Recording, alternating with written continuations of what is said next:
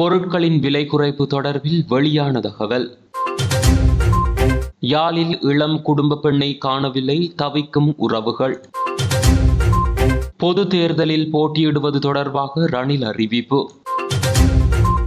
தங்க விலையில் திடீர் மாற்றம், நகை வாங்கவுள்ளோருக்கு முக்கிய தகவல். வெளிநாடுகளுக்கு வேலை தேடி பறக்கும் இலங்கையர்கள் அதிகரிப்பு. வேகமாக வீழ்ச்சியடையும் அமெரிக்க டாலரின் பெறுமதி, வலுவடையும் ரூபா. இலங்கையில் அனுர அலை, ஆட்சி மாற்றத்தில் ஏற்பட்ட அதிரடிகள். எரிவாயு விலையில் திருத்தம், முடிவுகளை அறிவித்த லிட்ரோ மற்றும் லாப்ஸ் நிறுவனங்கள். நாட்டில் எதிர்வரும் 2 வாரங்களில் பொருட்களின் விலை குறைவடைவதற்கான வாய்ப்பு உள்ளதாக தகவல்கள் வெளியாகியுள்ளன. அமெரிக்க டாலருக்கு நிகரான இலங்கை ரூபாவின் பெறுமதி வலுவடைந்துள்ளதனால் அதன் பலனை நுகர்வோருக்கு பெற்றுக் கொடுக்க உள்ளதாக வர்த்தக நுகர்வோர் பாதுகாப்பு அமைச்சு அறிவித்துள்ளது. அத்துடன் பொருட்களின் விலை குறைப்பு தொடர்பான வேலை திட்டத்தை ஆரம்பித்துள்ளதாக அந்த அமைச்சு குறிப்பிட்டுள்ளது. குறித்த விடயம் தொடர்பில் பிரதமர் ஹரணி அமரசூரியவினால் அறிவுறுத்தல் வழங்கப்பட்டுள்ளதாக அமைச்சின் செயலாளர் தெரிவித்துள்ளார். இதற்கமைய சந்தையில் விலைப்பட்டியல் தொடர்பில் ஆய்வு செய்து விலைகளுக்கு இடையிலான வேறுபாடு தொடர்பில் கவனம் செலுத்தப்பட உள்ளதாக அவர் மேலும் குறிப்பிட்டுள்ளார். உணவுப் பொருள் இறக்குமதியாளர்கள் மற்றும் உற்பத்தியாளர்களுக்கு இடையில் விலை குறைப்பின் தேவை குறித்து தெளிவுபடுத்த திட்டமிடப்பட்டுள்ளது. இலங்கை ரூபாவின் பெறுமதி வீழ்ச்சியடையும் போது அதன் சுமையை மக்கள் மீது திணிக்கும் போதிலும் அதன் பெறுமதி வலுவடையும் போது நன்மை மக்களுக்கு கிடைக்கவில்லை என்பது தெரிய வந்துள்ளது. எனவே எதிர்வரும் 2 வாரங்களில் உணவுப் பொருட்கள் உள்ளிட்ட தயாரிப்பு பொருட்களின் விலைகளை குறைக்க நடவடிக்கை எடுக்க உள்ளதாக அவர் குறிப்பிட்டுள்ளார். யாழ்ப்பாணத்தில் இளம் குடும்ப பெண் ஒருவர் காணாமற் போயுள்ளதாக அவரது குடும்பத்தினர் தெரிவித்துள்ளனர். அராலி வடக்கு பகுதியைச் சேர்ந்த தெனவாளன் பகிதா என்ற 35 வயதான குடும்ப பெண்ணே இவ்வாறு காணாமற் போயுள்ளதாக தெரிவிக்கப்படுகிறது. குறித்த பெண்ணை கடந்த மாதம் 30ஆம் திகதி முதல் காணவில்லை என அவரது கணவர் குறிப்பிட்டுள்ளார். இந்த விடயம் தொடர்பில் குறித்த பெண்ணின் கணவர் வட்டுக்கோட்டை போலீஸ் நிலையத்தில் முறைப்பாடு செய்துள்ளார். எனவே இவர் தொடர்பான தகவல்கள் தெரிந்தவர்கள் 07538967332 என்ற இலக்கத்திற்கு தொடர்பு கொள்ளுமாறு கேட்டுக்கொள்ளப்படுகிறது. நடைபெறவுள்ள பொது தேர்தலில் போட்டியிடப் போவதில்லை என ரணில் விக்ரமசிங்க தெரிவித்துள்ளார். கடந்த ஜனாதிபதி தேர்தலில் ஏற்பட்ட தோல்வியை அடுத்து ரணில் இந்த தீர்மானத்தை மேற்கொண்டுள்ளார். எனினும் ஐக்கிய தேசிய கட்சியின் தலைமையில் உருவாக்கப்பட்டுள்ள புதிய கூட்டணிக்கு ரணில் விக்ரமசிங்க தலைமை தாங்கவுள்ளார். 9வது ஜனாதிபதி தேர்தலில் ரணில் விக்ரமசிங்கவுக்கு ஆதரவளித்த கட்சிகள் மற்றும் அமைப்புகளை இணைத்து கூட்டணி ஒன்று உருவாக்கப்பட்டுள்ளது. பொது தேர்தலில் சிலிண்டர் சின்னத்தில் போட்டியிட தீர்மானிக்கப்பட்டுள்ளது. அதேவேளை ஐக்கிய மக்கள் சக்தியையும் கூட்டணியில் இணையுமாறு அழைப்பு விடுக்கப்பட்ட போதும் சஜித் பிரேமதாச அதனை நிராகரித்துள்ளமை குறிப்பிடத்தக்கது. இலங்கையில் கடந்த சில மாதங்களாக தங்கத்தின் விலையானது சற்று ஏற்ற இறக்கத்துடன் காணப்படுகிறது. கடந்த சில நாட்களாக தொடர்ந்து அதிகரித்த தங்கத்தின் விலையானது நேற்று குறைவடைந்த நிலையில் இன்று மீண்டும் அதிகரித்துள்ளது. அந்த வகையில் இன்றைய நிலவரத்தின்படி 1 அவுன்ஸ் தங்கத்தின் விலையானது 7,87,908 ரூபாவாக காணப்படுகிறது. 24 கேரட் தங்கம் கிராம் ஒன்றின் விலை 27,800 ரூபாவாக பதிவாகியுள்ள அதேவேளை 24 கேரட் தங்க பவுன் ஒன்றின் விலை 2,22,350 ரூபாவாக பதிவாகியுள்ளது.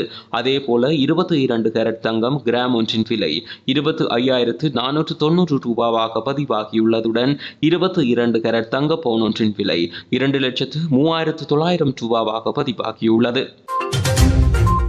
2023 செப்டம்பர் மாதத்துடன் ஒப்பிடுகையில் 2024 செப்டம்பர் மாதத்தில் வெளிநாடுகளுக்கு வேலைக்கு செல்லும் இலங்கையர்களின் எண்ணிக்கை 10% அதிகரித்துள்ளதாக இலங்கை வெளிநாட்டு வேலைவாய்ப்பு பணியகம் தெரிவித்துள்ளது.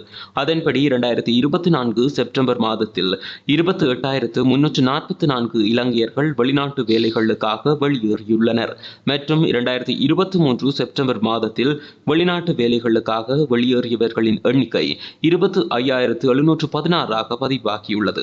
2024 ஆண்டின் முதல் 9 மாதங்களில் வெளிநாடுகளில் வேலை தேடிச் சென்ற இலங்கையர்களின் எண்ணிக்கை 2,40,109 ஆகும். இதில் 99,939 பெண் தொழிலாளர்கள் மற்றும் 1,42,170 ஆண் தொழிலாளர்கள் உள்ளனர். இக்காலத்தில் 70,396 திறமையான தொழிலாளர்கள் வேலைகளுக்காக வெளிநாடு சென்றுள்ளனர். அவர்களில் 62,177 ஆண் தொழிலாளர்கள் மற்றும் 8,219 பெண் தொழிலாளர்கள் உள்ளடங்குகின்றனர். 2024 ஆண்டின் முதல் 9 மாதங்களில் 17,649 தொழிலாளர்கள் தொழில்சார் வேலைகளுக்காக வெளிநாடுகளுக்கு சென்றுள்ளனர். அதேவேளை அரை திறன் கொண்ட வேலைகளுக்கு சென்ற இலங்கையர்களின் எண்ணிக்கை 3,704 ஆகும். 2024 ஆண்டின் முதல் 9 மாதங்களில் அதிக எண்ணிக்கையிலான இலங்கையர்கள் சவுதி அரேபியாவுக்கு வேலைக்காக அனுப்பப்பட்டுள்ளனர்.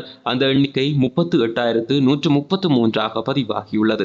இந்த காலப்பகுதியில் 6,391 இலங்கையர்கள் இஸ்ரேலுக்கு வேலைக்காக சென்றுள்ளனர்.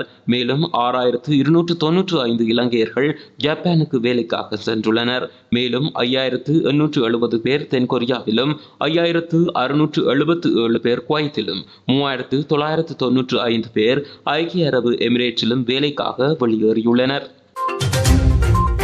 நேற்றைய தினத்துடன் ஒப்பிடும்போது இன்றைய தினம் அமெரிக்க டாலரின் விற்பனை பெறுமதி மீண்டும் 300 ரூபாவிற்கு கீழ் குறைவடைந்துள்ளது. அதன்படி இலங்கை மத்திய வங்கி வெளியிட்டுள்ள உத்தியோகபூர்வ நாணய மாற்று விகிதங்களுக்கு அமைய அமெரிக்க டாலர் ஒன்றின் கொள்முதல் பெறுமதியானது 289 ரூபாய் 49 சதமாக பதிவாகியுள்ளது. அதே சமயம் அமெரிக்க டாலரின் விற்பனை பெறுமதியானது 298 ரூபாய் 49 சதமாக பதிவாகியுள்ளது.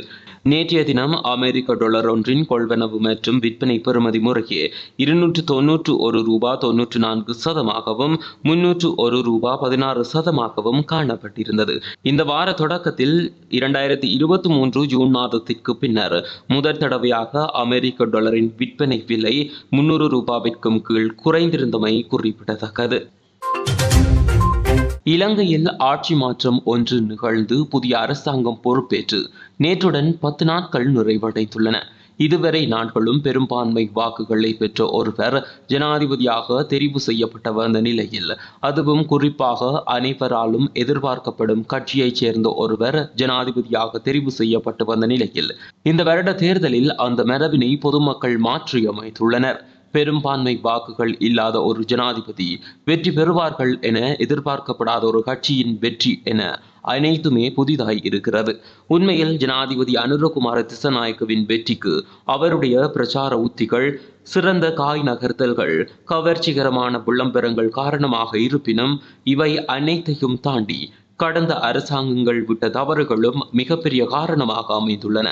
அரசாங்கத்தின் மீது மக்கள் கொண்ட வெறுப்பு, விரக்தி, எதிர்போட்டியாளராக களமிறங்கிய சஜித் பிரேமதாசவின் அணுகுமுறைகள், சஜித் வெற்றி பெறக்கூடாது என்பதில் ரணில் காட்டிய அதீத முயற்சி உள்ளிட்ட பல்வேறு காரணிகள் அனுரவின் வெற்றிக்கு வழிவகுத்திருக்கின்றன. பொருளாதாரத்தை முதன்மைப்படுத்திய ரணிலின் பிரச்சாரங்கள் ஊடாக அவர் அடிமட்ட மக்களின் மனநிலையில் இருந்து சிந்திக்கவில்லையோ என்று தோன்றுகிறது. அதே சமயம் இலங்கையை பொறுத்தமட்டில் ஒரு ஜனாதிபதியை தேர்வு செய்வதற்கு பிரதானமாக சிங்களவர்களின் வாக்குகளே முதன்மையானது. ஆனால் கடந்த 2019 ஆண்டு களமிறங்கிய சஜித் பிரேமதாசவுக்கு கிடைத்த தமிழர்களின் வாக்குகளை இம்முறையும் தக்க வைத்துக் கொள்வதற்கான முயற்சியை சஜித் எடுத்தாரே தவிர சிங்கள மக்களின் வாக்குகளை பெற்றுக்கொள்ள தவறிவிட்டார். இவ்வாறான சில அடிப்படை காரணங்கள் சஜித் மற்றும் ரணிலின் தோல்விக்கு வித்திட்டதுடன் அதுவே அனுரவின் வெற்றிக்கும் வழிவகுத்திருக்கிறது. இது இவ்வாறு இருக்க, நாட்டின் 9வது நிறைவேற்று அதிகாரம் கொண்ட ஜனாதிபதியாக பொறுப்பேற்று தனது அணியில் இருந்த 2 நாடாளுமன்ற உறுப்பினர்களை கொண்டு புதிய அமைச்சரவையையும் உருவாக்கி அடுத்த தேர்தலுக்கும் தயாராகிவிட்டார் அனுரகுமார. பதவியேற்ற மறுதினம் இரவு நாடாளுமன்றம் கலைக்கப்பட்டது. தற்போது இருக்கும் நாடாளுமன்ற உறுப்பினர்கள் மாற்றப்பட வேண்டியவர்கள் என தான் கருதுவதாகவும், எனவே நாடாளுமன்றத்தை கலைப்பதாகவும் நாட்டு மக்களுக்கு ஆற்றிய உரையில் ஜனாதிபதி தெளிவுபடுத்தியிருந்தார். புதிய பொறுப்புகளை ஏற்றுக்கொண்ட அனுரவின் முன்னால் பல்வேறு சவால்கள் உள்ளன. ஊழல்வாதிகளை கைது செய்வது, நாட்டின் பொருளாதாரத்தை முன்னகர்த்துவது, மக்களது அடிப்படை பிரச்சினைகளுக்கு குறிப்பாக சம்பள உயர்வு, மானியம் அதிகரிப்பு அதிகரித்துள்ள வாழ்க்கை சுமைக்கான தீர்வு மற்றும் அரசியல் தீர்வு உள்ளிட்ட பல சவால்களுக்கு அனுர அரசாங்கம் முகம் கொடுக்க வேண்டியிருக்கிறது. இவை அனைத்திற்கும் முதன்மையாக தற்போது 3 பேராக அமைந்துள்ள தனது குறுகிய அமைச்சரவையை விரிவுபடுத்துவதற்கும் அடுத்த நாடாளுமன்ற தேர்தலில் பெரும்பான்மை பலத்தை பெற்று ஒரு நிலையான அரசாங்கத்தை நிறுவி ஆட்சியை முன்கொண்டு செல்ல வேண்டிய மிகப்பெரிய பொறுப்பு அனுரசார் குழுவினரிடம் உள்ளது. கடந்த 23ஆம் திகதி இலங்கை நாட்டினுடைய 9வது நிறைவேற்று அதிகாரம் கொண்ட ஜனாதிபதியாக உத்தியோகபூர்வமாக பதவியேற்ற காலத்தில் இருந்து தற்போது வரை பல்வேறு அரசியல் நகர்வுகளை அவர் மேற்கொண்டிருக்கின்றார். குறிப்பாக அவர் பதவியேற்ற விதமே பலரை கவர்ந்தது என்று கூட கூறலாம். எவ்வித அலட்டல்களும் கர்வமும் இல்லாத மிக எளிமையான பதவி பிரமாணம் ஜனாதிபதி செயலகத்தில் இடம்பெற்றது. கடந்த 2019 ஜனாதிபதியாக தெரிவு செய்யப்பட்ட கோட்டபாயவின் உத்தியோகபூர்வ பதவி பிரமாண நிகழ்வு அனுராதபுரத்தில் நிகழ்ந்தது. அவரது அமைச்சரவை கண்டி தலதா மாளிகையில் வைத்து பொறுப்பேற்றுக் கொண்டது. அதிலும் ஜனாதிபதியாக பொறுப்பேற்ற போது தான் தனி சிங்கள மக்களின் வாக்குகளால் மாத்திரம் ஜனாதிபதியாக பதவியேற்றுக் கொள்கிறேன் என கூறிய கோட்டபாயவின் கர்வமும் இவ்விடத்தில் நினைவு கூறத்தக்கது. தமது எரிவாயு விலையில் இம்மாதம் எவ்வித திருத்தமும் மேற்கொள்ளப்படாது என்று லாப்ஸ் எரிவாயு நிறுவனத்தின் பணிப்பாளர் கலாநிதி நிரோஷன் பீரிஸ் தெரிவித்துள்ளார். ஏற்கனவே நடைமுறையில் உள்ள விலைகளே அக்டோபர் மாதமும் தொடரும் என்றும் அவர் குறிப்பிட்டுள்ளார். இதேவேளை லிட்ரோ நிறுவனமும் இம்மாதம் தமது எரிவாயு விலைகளில் மாற்றம் எதனையும் செய்ய போவதில்லை என்றும் ஏற்கனவே உள்ள விலைகளின் அடிப்படையிலேயே இம்மாதமும் எரிவாயு விற்பனை இடம்பெறும் எனவும் அறிவித்திருந்தது. அத்துடன் உலக சந்தையில் எரிவாயுவின் விலை அதிகரித்துள்ள போதிலும் மக்களுக்கு நிவாரணம் வழங்கும் நோக்கில் தமது உள்நாட்டு எரிவாயு விலையை அதிகரிக்க வேண்டாம் என்று தாம் தீர்மானித்துள்ளதாகவும் லிட்ரோ நிறுவனம் முன்னதாக அறிவித்திருந்தமை குறிப்பிடத்தக்கது.